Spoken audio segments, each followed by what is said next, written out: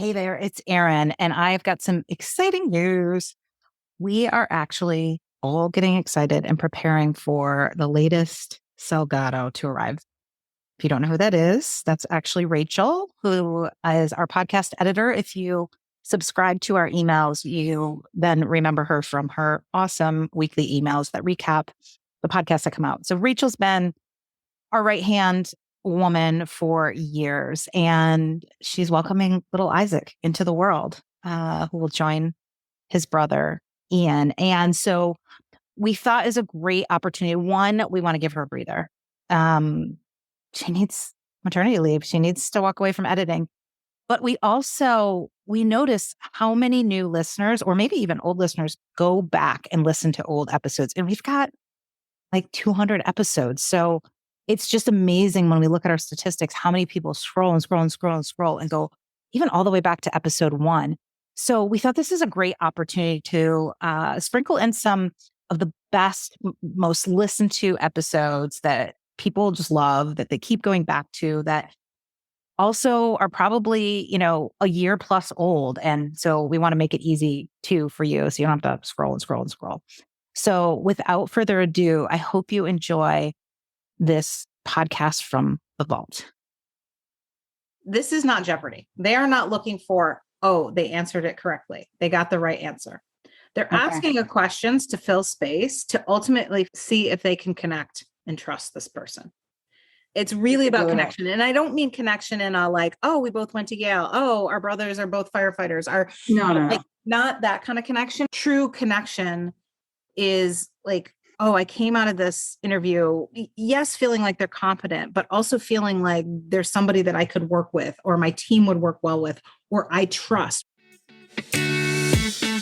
Welcome to the Because podcast with Erin and Nicole. Wait, are we recording? Yes, this is our intro. So we've been friends long enough to basically go from idiots to executives. And then we got fed up with the fake working world, the rat races, and all the parts of our lives where we needed a costume to cope. So if you're in, drop the superhero disguises and the photo filters and join us as we explore and empower authenticity everywhere. Everywhere. Hey, Nicole, did you know that I actually have free stuff to help people with their careers? Is that like the free tough love career flogging that you give me every week on the podcast? No. Yes, but a little bit nicer, a little more organized, and probably a tiny bit more helpful. My favorite is a free video course I call Unstuck Yourself. Well, who doesn't want to get unstuck, Erin? Yeah, exactly. So anyone can sign up just by simply going to beauthentic.inc/unstuck. I am your number one fan. I'm there already. Unstuck me, girl. Hey, Nicole. Hey, Erin. It's time for another podcast episode. Because we're going to high five to the 2.5. High five. I'm excited. What's the context for this 2.5%? Yeah. So actually, to be honest, I saw somebody else talking about their being in the top 5% of podcasts. So I was like, well, I want to know where we're at, right? So yeah, it means that we're ranked within the top 2.5% out of all the podcasts in the world, which I think I said there's like 28 million of them or something. It's crazy, right? And let's be honest, there's like some absolutely ginormous number of people that start a podcast and do like one episode or something. But yeah, we're in the top. I mean, I don't give a shit. Like, it's still cool. We're in the top 2.5% of all podcasts in the world based on the top 700,000 podcasts in the world. You did the math. Like, that's not bad. That for a couple chicks that talk about, who knows. There's a lot of, so there's a lot of shit out there, but like top 2.5%, like, thank you, listeners. And also sponsors. Like, we're ready for you. Like, we're big leagues. Remember the anti-sponsors with that segment for listeners who haven't been back? We did go on a roll where we did anti-sponsors, which was basically Nicole and I doing fake commercials. Oh my God, fake commercials for people that were not sponsoring us and making fun of shit. Remember we did that for like, that was like number like 7, strategy number like 227th of ours that But like is like the worst strategy ever, but we don't give a shit because we just do no, it. it wasn't. It was original and it was fun. And we got to talk about all the things we love, like Dr. Scholl's and ibuprofen. Like we talked about things that were really important to us. Like, I kind of like that, but I'm like, wow, top 700,000. We're like in the, I don't know, we're in like magna cum laude of like all podcasts. I knew you were. I was like, how does this like? Here's the like valedictorian and salutatorian. And I feel like we've entered the big leagues. We're in the Ivy League of podcasts.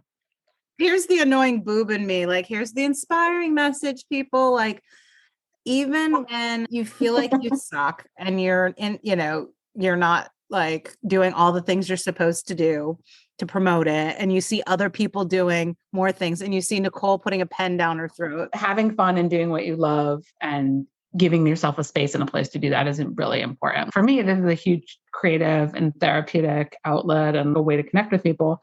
And for you, this is also an extension of like you really finding like your passion and purpose in life, which has been evident lately because you have been like nonstop on a roll. I'm sorry that I missed you talking to the American Heart Association. I was, incapacitated, unfortunately, and not by choice. It wasn't like, alcohol or like, I would have been at your talk, but I was a hot dude. I wish it was. It wasn't, but yeah, you've been on a roll lately. So like I need the update because like everyone else, I was completely like sniffing out your social media and being fangirl. So I want to hear all about the stuff. Yeah, so I've had a bunch of talks. Been kind of on a roll. I did 2 virtual talks and 2 in-person talks in the last 3 weeks. I was in Nashville and in Hartford here, locally doing in-person events. Nashville, I was at a national conference in the healthcare space called Rise. And then I also spoke for a couple other organizations, NAPIO, the National Association of Professional Employer Organizations, which was probably one of my favorite because I did a pre-video. Did I tell you about the pre-video? So I've been doing these like pre-videos to like, instead of like the boring, like come to this event, listen to this talk, like I've been doing kind of fun videos. So like teaser reel. Yeah, teaser reels, like, and each one's different. And my creative process, it like, I don't know, it just clicks. So I did theirs about 3 weeks ago. It was when I would have to say at the height of Wordle, because I think we might be coming down from the Wordle trend. I don't know. It feels like it. Maybe not. I don't know, girl. It's like that's my like pre-bedtime activity, girl. Whoa, don't change on me. But okay, like you're in the Wordle zone. Like, yeah, it's fine. Fine. So I did a video. You're already bored of it and moving on to the next thing. I never even do it. I don't even do it. Ella does it. And I like help her when she can't do it. Nicole, you know me better than this. When something's a trend, who's the last person to do it? I know. I'm not a trendy person. I don't publish my score, but like I definitely compete with myself. And like it's like weird Sherlock Holmesian to me. I see like those letters and they just start like rearranging in my head. And it's weirdly terrifying. I'm like, this is fun. I was like, this is scary. Yeah, it's awesome. Yeah.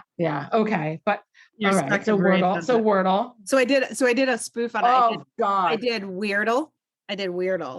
And and so I did a video where it was like I was talking to them. I'm like, I opened it up with like, I'm so excited, to talk to you guys. Ever since I met with the team, I couldn't think of anything else but this talk. And then we cut to me playing a fake game. I put together a bunch of different words from the industry playing Weirdo. So it was like, I put in like Arissa and like these different words. And so we would go back and forth. So then it'd be me talking to them again, like, no, you have to be at this meeting. And there's, no multitasking. We have to focus. And then it was like me again playing Weirdo and like, and it all built up. I did like 5 different things. I did like a fake one in PowerPoint or whatever. And then the last word was Napio because it's a 5-letter word, right? So I went from not a nacho was one of them. That's awesome. Rodeo. So anyways, here's the funniest part about that whole video. I filmed it when my parents were in town. So they had come in town the week after my father-in-law passed away. And I was my parents, it was a Friday. And I had come up with the idea and I said, Dad, I need your help. I just need you. All I needed him to do was film the little bits with me on the computer that showed me playing the fake Wordle, right? I wish I would have filmed it. It was the funniest freaking thing. It took us like 20 minutes to film like the 5 little clips. He like my dad's pretty hip, even though he's 71 years old, right? You could have filmed. I wish I would have filmed it because he's, first of all, I think it's because he's an Android guy and I have an iPhone. So like every time he hit record, he'd hit it too hard. So it took us a while to figure it out. He was hitting like start and stop at the same time. So we were like, and then he was like complaining it wasn't working. And it was hysterical. And I did a virtual for another company whose legal department is way too stringent for me to even say their name. But it was yeah, they're a tough one. That's like secret. You're like, you had like a secret session. Yeah. That's hot. Let's call it a Fortune 200 company that wouldn't let me say their name. But anyways, it was, it's been amazing. And this is really cheesy, but I feel like our listeners needed to hear this. When I get done with those, especially when I walk off stage, like when I walked off stage last week from AHA, like, you know how sometimes you have thoughts that you can't control and sometimes they're negative, but sometimes they're positive. They just come. No. What? No. No, I have no idea. Yes, Erin, I do know this feeling, in fact. I have these words I can't control. And I get off stage and I literally, when I have a moment, I can't control. It just comes in my head. I'm doing exactly what I'm supposed to be doing. Yeah. Then that's what you texted me too. Like, which is an amazingly encouraging statement when someone affirms themselves. Like, you know, when you are close to someone and they affirm to you that like, I am living the life I intend to live, like that energy is really contagious. Like it is. It like, I felt that. And I was, you know, going through quite a bit physically that week. And I like felt that positive vibe. And I'm not like a woo-woo person, but I'm telling you, like, there is something to be said for being surrounded by people who are exuding energy about being in a happy place. Because I will tell you, I don't know if it's about being like midlife or post-COVID, but a lot of people are not happy and they're in transitions in their lives. And I am trying to collect as much positive energy as I am complicated energy. Well, and I would say to you and to our listeners, like, let that statement come in, even if you're not making money. So for example, American Heart Association, I did that pro bono. There was no monetary. I volunteered my time. It's a great organization. It spoke to you. It spoke to me. And I still came off that stage saying, I'm doing exactly what I'm supposed to be doing. Yeah. And I know we all have to make a living. I'm not saying go out there. Yeah. I'm a big believer that actually once you find the thing you're supposed to be doing and you give it time and you give it energy and you give it creativity around the business model, you will make as much money, if not more. So I have to say that. But let that thought or something similar flow into your mind, regardless of if it feels like a vocation or like, so for example, I know you've been doing some more modeling lately. Like when you walk out of that, like there's probably something that sounds similar to I'm doing exactly what I'm supposed to be doing, but it's not fully formed as like that because I am saying it almost in the context of like, this is my vocation because there's also a business model around this, right? Right. But when you do things like that, whether it's when you MC to be at, when you do the art, when you have some of these meetings that you're having that are volunteerism, like let those thoughts come into your head, however you would say it, but around like, this feels like you're doing what you're supposed to be doing. Right.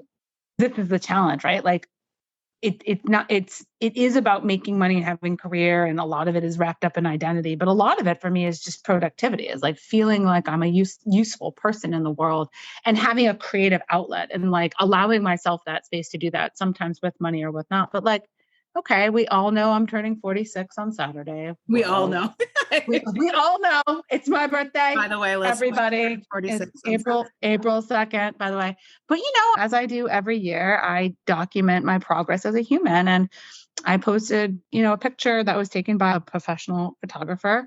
Well, I mean, he asked me to pose for a part of his Master's in Fine Arts portfolio at Yale. So he's almost professional, but like, he is someone who's like doing something artistic, and he captured a really beautiful picture of me, and I shared it, and I was like, you know, it's not about being a muse, right? Like the muse is inside you. It's about perspective. Like I provide perspective to people. I provide perspective on this podcast. I provide perspective in the figure art studio, in front of the camera.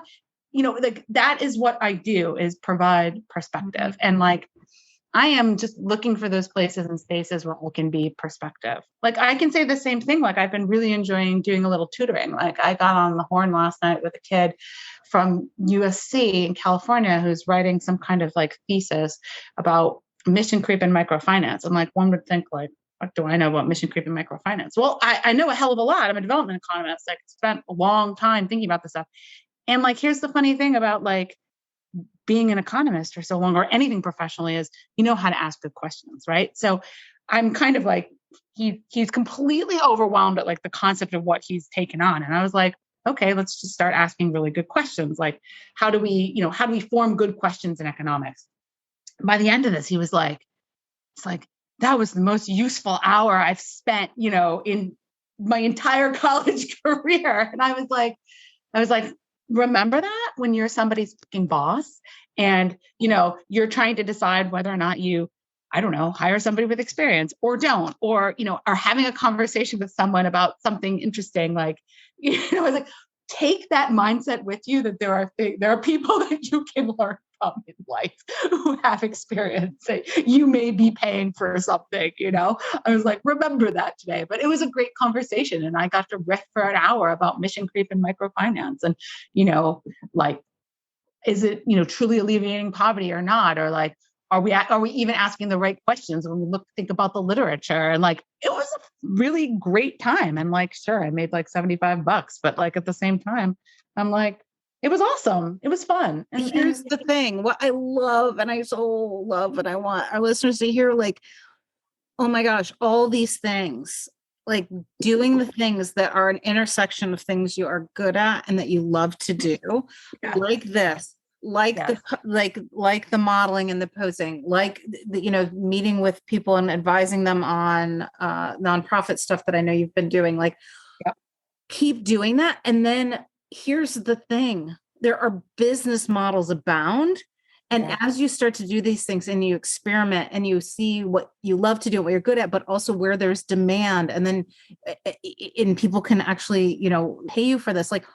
All of these things, like I get so excited. Like I didn't know about what you did with the USC student. You keep doing these, like before you know it, like $75. Yeah, nobody can live on that. But you've one, you got paid. Two, you got feedback that said this is the most powerful. Like all these things, when you are doing these things, they all can turn into your vocation.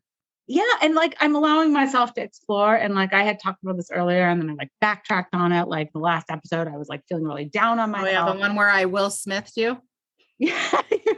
Straight up. Exactly. Will Smith you. You Will Smith me, all right.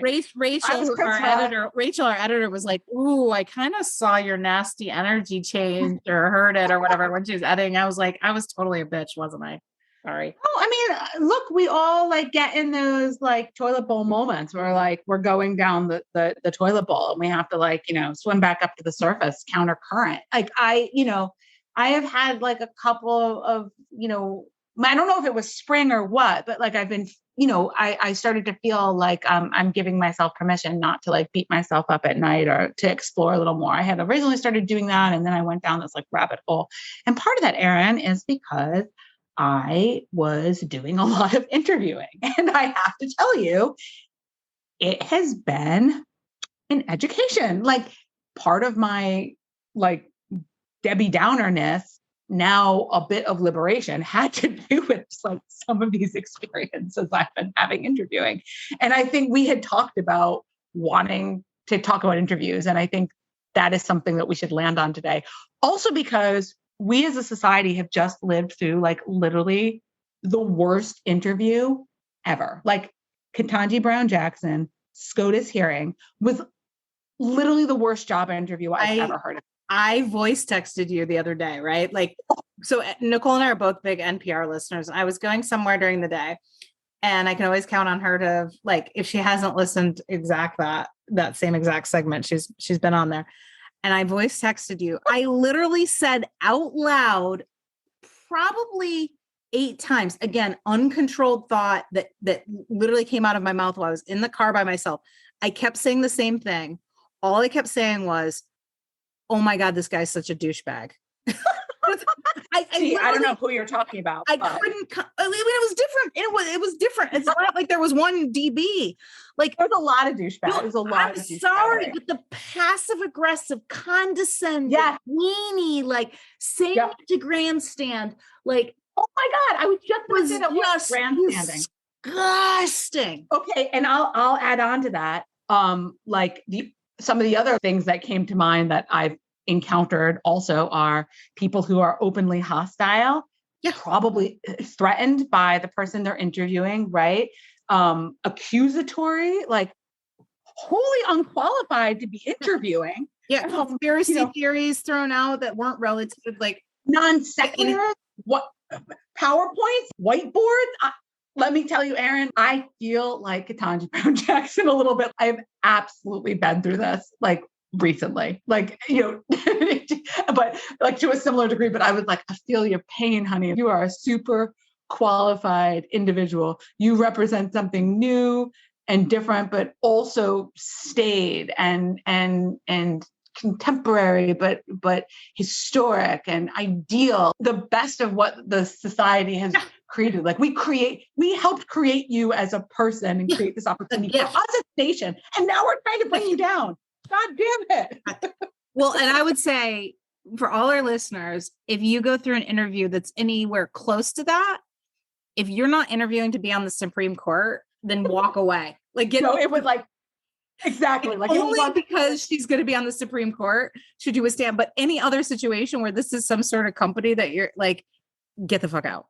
I hope someone like dissects that and makes like tons of memes or things about how not to run an interview starring all of our favorite senators, because holy shit, it was so bad. So yeah, as we live through grandstanding and hostile people and whiteboards with select information on it and questions that were completely irrelevant and interrupters, I was like, oh, okay. My last rant, do you agree with me on this statement?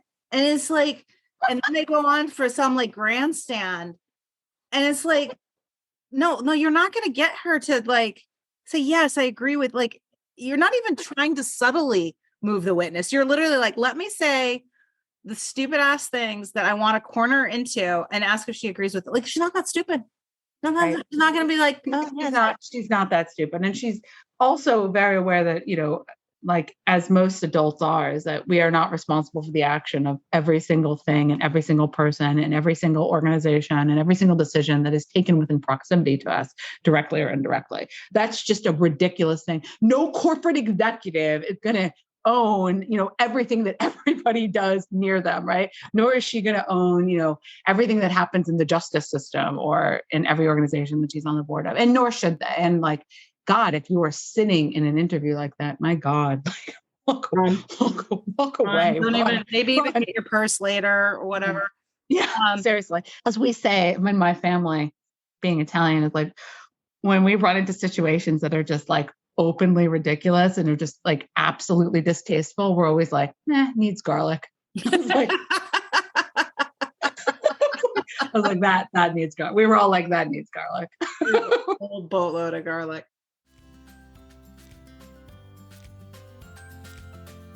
Hey girl, what's up? Well, this weekend I put aside watching Bridgerton episode 5 in order to binge on your new book. What does that tell the world? Well, that's pretty sad. You need to go back and watch that episode.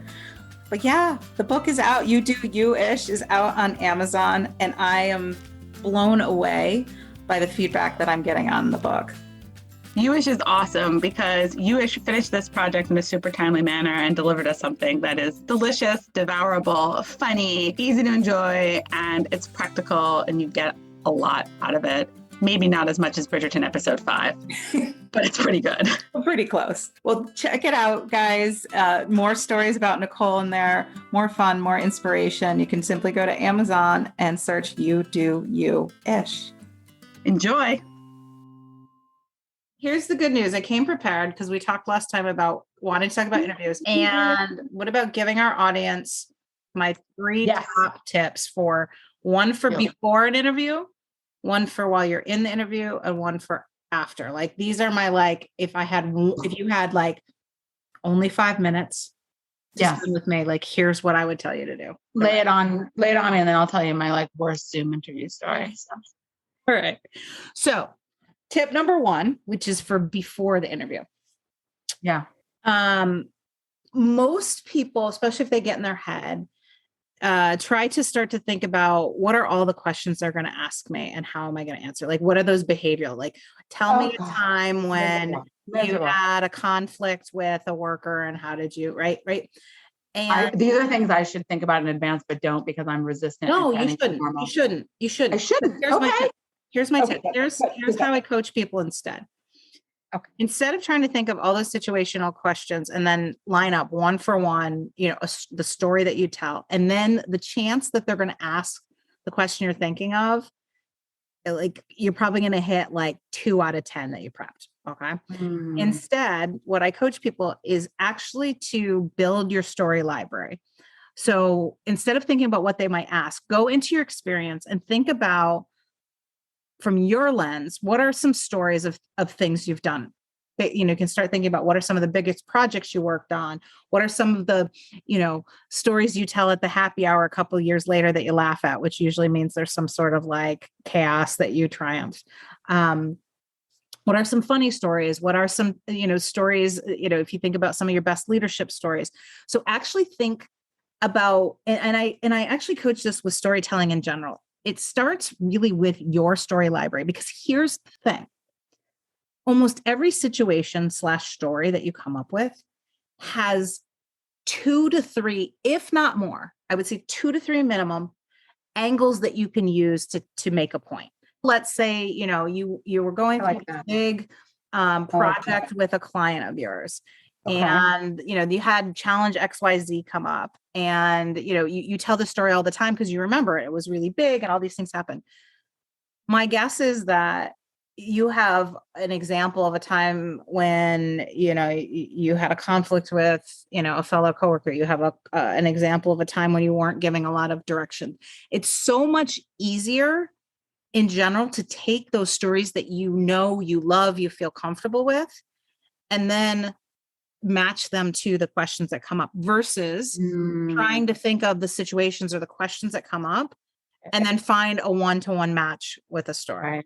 Right. I think that's brilliant too, because one thing I've noticed, I've been out of practice for a while. I interview a lot of people, but have not interviewed myself, and particularly on Zoom, is that like, I do find that like, as you get more experienced, actually, there's so much more fluttering around in your head, right? And if you haven't sorted through some of that and cataloged it a little bit, it can almost be overwhelming. And then maybe you sort of choose the first thing that flies by, because you may have 10 examples of something. You choose the first thing that flies by, then rather maybe the best thing that's like been well cultivated. Right. Think of the best story. And here's the reality. People that are interviewing you, 9 times out of 10 suck at interviewing, right? Oh my God, the worst. Right. And I don't mean that it's so think no, about, they're not trained. They're not trained. They're not prepared. Right. So here's the truth. When they ask you a certain question, do they actually want the answer? Maybe, but they probably are just like, I don't know what else to ask. Like, I ran into this interview. I should have prepped for it, right? I want to connect with this person. Exactly. If instead you tell a story that maybe doesn't completely answer what they asked, but it engages with them, it allows you to use a little bit of humor. That number 2, connection. Right? Connection. Right. Like they're going to forget what they asked you in the first place, right? Like obviously you don't want to miss it by 180 degrees, right? But we assume that the people interviewing us, really want an answer to that exact question and aren't just making shit up to get past the hour that they were thrown into and not prepared to do. Yep, exactly. And so if we can come in and actually take the lead and be like, I've cataloged my best 10 to 12 stories. And then once they ask a question, I can figure out what is the best match. And I'm going to tell this story in a way that is fun and takes them on a journey and shows my personality. And I'm telling it authentically. Like the person interviewing you is going to forget all about what the hell they asked you anyway. Yep. I think you're so right. I've found that a little bit. And I've also made like the opposite mistake, which is like I've sort of said something, gotten rambly, or noticed that they weren't really paying attention and I didn't pivot well too. So like the other thing is you have to, and Zoom makes this very hard. And I think there's a Zoom filter over all of this for me, which is like interviewing in the age of Zoom takes also like some special skills, right? It's like you lose that body connection. You often have more people in a room than you typically might otherwise. Like, and I remember like thinking, I remember this when I was an HR person, we would never outnumber anybody in an interview more than 2-1 because it just wasn't fair to put more than 2 people in a room. Like 3, I think is really mean. Like 2-1 was okay. Girl, I got into a Zoom room with 9 people in it. Like, what the is that? Like, come on. I've even done that for talks because I don't interview for jobs, but I interview to be a keynote speaker. Yeah. And yeah, it's really hard to connect. Well, and back to your point, this is really important. When you're prepping those stories and then when you're delivering those stories, we'll talk a little bit about delivery here and go into the second one. You also always have to cap that story with what's in it for them. Yeah, that's a good point. So point. that's how you kind of get it from the rambling. I'm writing that down. Because when you tell a story, it takes them on a journey, but you always have to, and I've done this prep with so many clients. The biggest one I did it with was somebody that was interviewing for Amazon, and Amazon has the most intimidating, crazy process. And I had to help her really get out of her head with it. And by the way, she got the job. What we worked on is the story library, but also telling those stories with a cap. When I work on projects, I've learned that it does this, or so in this job, I would be able to do X, Y. It's like what's in it for them, either cap it with something sort of generic, what you've learned and how you present yourself, or even better, specifically what that means relative to their organization, the goals they're trying to achieve, et cetera. So it doesn't have to be super complicated, but people always try to say, okay, well, how do I stop telling the story? Because like, there's other things that happen. It's like, you put a cap on it, and that cap is always so what's in it for them. And that's usually just one sentence, maybe 2, that brings a full circle so that you're thinking about, making the point, like why it's important to them, what you've learned, what you would apply to their role or to their company if you were to work with them. And I think the whole process of like applying to jobs or whatever, like it is a skill set. And like, we could probably talk also on things like cover letters and resumes, because I've gotten very mixed reviews to those things. And I know that I need to put some time into them. And I kind of want to just be like loved for me and find that position that like loves me for me. And the reality is like that's often not a first impression thing. That's like a third or fourth impression thing. So, it does take some work, and the work that you're talking about is really important. It's something that I've been incredibly resistant to. I don't know if because I'm like annoyed, bored, tired, like not ready, but rebellious. You could be like me, rebellious. Like rebellious. Here I give up all this advice, but I like anytime somebody tells me what to do, I like shake and shudder and break out. Yeah, I'm pretty much in there. Yeah, I'm pretty much in there. But I'm listening. Well, and these things are, you have to take it your own way. But especially for our listeners that really struggle with wanting to feel like uber prepared, if you can reverse it and build that library. So that's instead of going the opposite direction. So that's like, I have a bazillion tips, but that's tip number 1 for before the interview. That's like the most important thing. Build the story library. Yep. In the interview, this is almost more of a mindset than a specific thing. Okay. I tell clients time and time again, this interview is not a test. Okay. I like that. Interview is not a test. So many people go, and it really gets back to kind of what we're talking about. Like when people are asking the questions, this is not Jeopardy. They are not looking for, they answered it correctly. They got the right answer. They're asking the questions to fill space, to ultimately see if they can connect and trust this person. It's really about, It's really about Really. connection. And I don't mean connection in a like, oh, we both went to Yale. Oh, our brothers are both firefighters. No. Like not that kind of connection. And we've talked about this before, but true connection is like, oh, I came out of this interview, yes, feeling like they're competent, but also feeling like there's somebody that I could work with, or my team would work well with, or I trust, right? It's that genuine connection. And that's where authenticity comes into play, because it's literally the best thing you can do to create that. But as you're preparing for the interview and during the interview, my number one tip is a mindset shift to go into the interview and not think this is a test. I love that. Okay. That's a really, really good one. Yeah. So that's number 2. And then number 3 is afterwards. And I know we've probably buried this into one of our episodes, or maybe we didn't. I know I at least put this in my newsletter, but after the interview, I mean, there's a million things you can do. I really encourage people to reconnect with people on a deeper level. But here's my number one hack. I'm giving it to you. This is total hack. But I've found like the money statement when you do the follow, because people are always like, do I follow up? Do I not follow?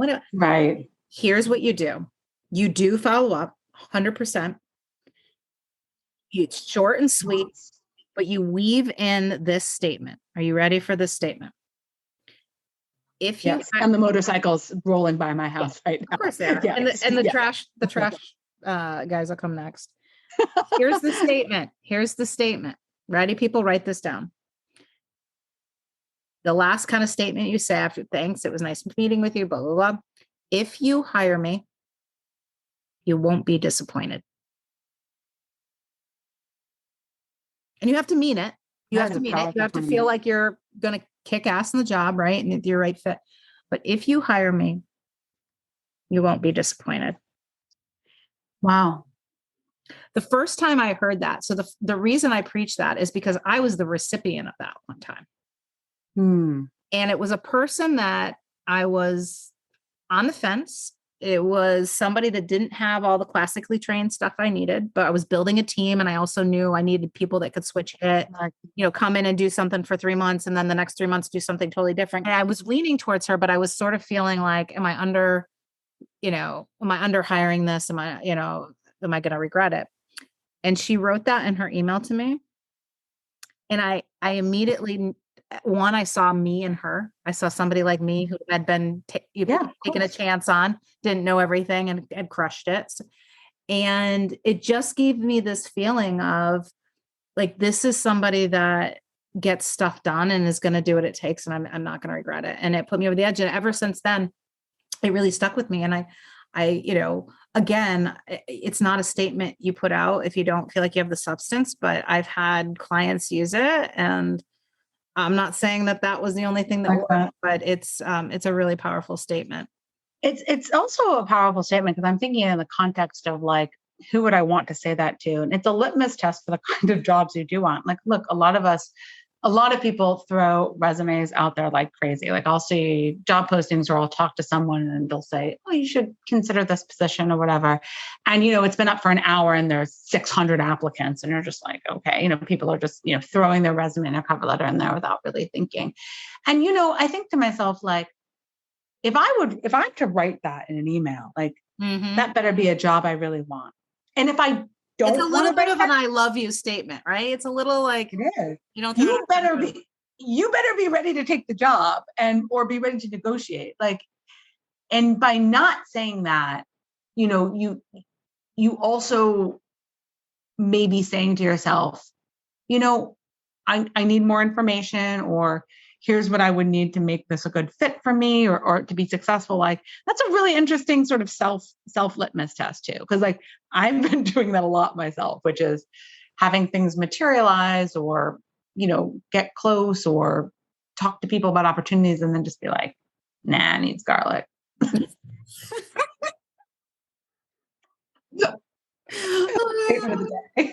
gonna be my new saying when I'm like, got a potential client I don't want to work with or something.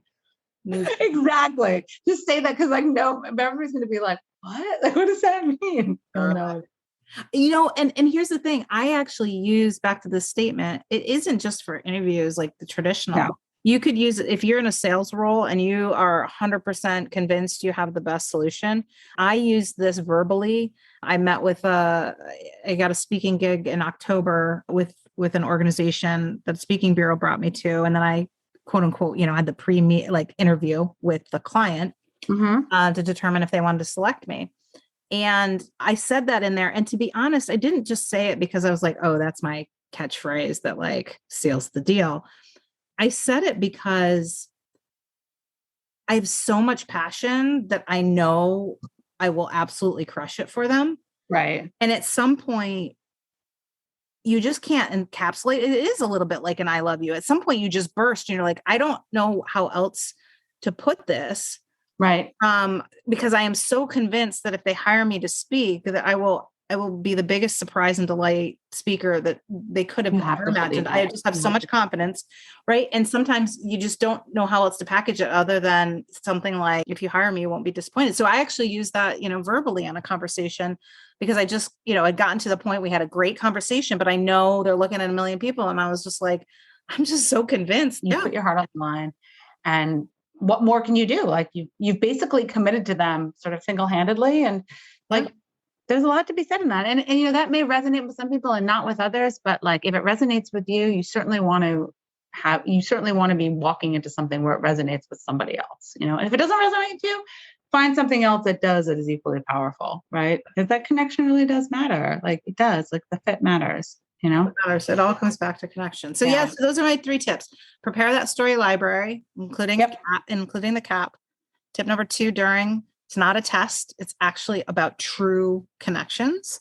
And number 3 is close it with something sincere, like, make it your own, but something really sincere. And if you can like stomach, like, and try not to get more than like 3 people in a Zoom room with you at once. So my like worst interview so far was like, it was 9 people and they kept moving around the screen. Cause I don't know if it was like people were coming in and out and they were going on and off camera, which is very visually confusing. Like if you're interviewing people on Zoom, do not go on and off camera. You're either on or you're off. Like, so first of all, please tips to interviewer, like, it's just not fair. And I know you feel like you have the upper hand.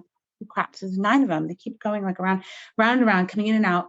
And they had decided that they were all going to each ask a question, but they hadn't decided on the order. So they were shouting them out over each other at the same time. And I had to play like umpire and be like, I'm sorry, who's on first? Who's on second? And then they got kind of frustrated with me because like we were wasting this like precious 1 hour time trying to figure out who was asking the question. And I was like, holy shit. I was like, as Raheem says, like, how to MC. Like, we need an MC. We need someone to MC this interview right now. Like, it was way too many people. And then they told me I was that one-on-one I'm great, but in a group I wasn't as lovable. And I was like, my honest response was, one-on-one you guys are great, but in a group you're not that lovable. Touche. She laughed her ass off. She was like, oh my God, that's hilarious. That's hilarious. And then recently, I just really wasn't having it. I was talking to a recruiter and she was like, and I might have told you this, but she was like, oh, so like, tell me about your dream job. And I like sent her a gif of Tina Turner as Auntie Entity in the Thunderdome saying like, I run Bartertown. I was like, yeah, like evil, like all seeing, all knowing lady tyrant. Like of a post-apocalyptic village. I was like, didn't. Yeah, I did. I was like, that's my dream job. She's like, we should have a second conversation. I was like, oh, do you have any third world nations I can run? I was like, I'm into it. So I was like, yes, I'm like, if anyone is hiring to run Bartertown, like I'm here for it. You're in. As long as there's not a bunch of douchebags like in Congress, you're in. Right. As long as all the douchebags, I guess, are working for me, like I'll take your goon enforcers and your outlaws, like that's fine. Like I'm looking to work in the Thunderdome, basically, if anybody has any opportunities. So just kidding. I would be a great executive of the Thunderdome. That's going to be my new title. We found it. And may all of our listeners also find their own Thunderdome. Find that Thunderdome. Find that damn Thunderdome. I think that's the thing that wraps us all together, right? Go find your Thunderdome. All right, girl. So good to see you. Listeners, thanks for listening in to our top 2.5% podcast, because it doesn't have to suck. Love you guys. Bye. Hey girl, I cannot believe that we have recorded over 50 episodes from the virtual couch every week. But we don't make any bank. We're doing this for the love and not for the money. Yeah, can I be honest? I kind of thought we'd kill each other by this point. So, resident do-gooder, what can people do to help us keep going? Well, since you asked, a couple of things. One, you can rate or review the podcast on your favorite app. That would be awesome. You can subscribe and get us in your favorite podcast app feed weekly. Also awesome. You don't even have to look for us. But most importantly, share the love. Let people know your virtual secret. You're hanging out here and you're getting some virtual work-life therapy and everything in between. Invite a friend and expand their virtual universe. And the reason why? Because it's bold, it's badass, and it's basically better than drinking alone.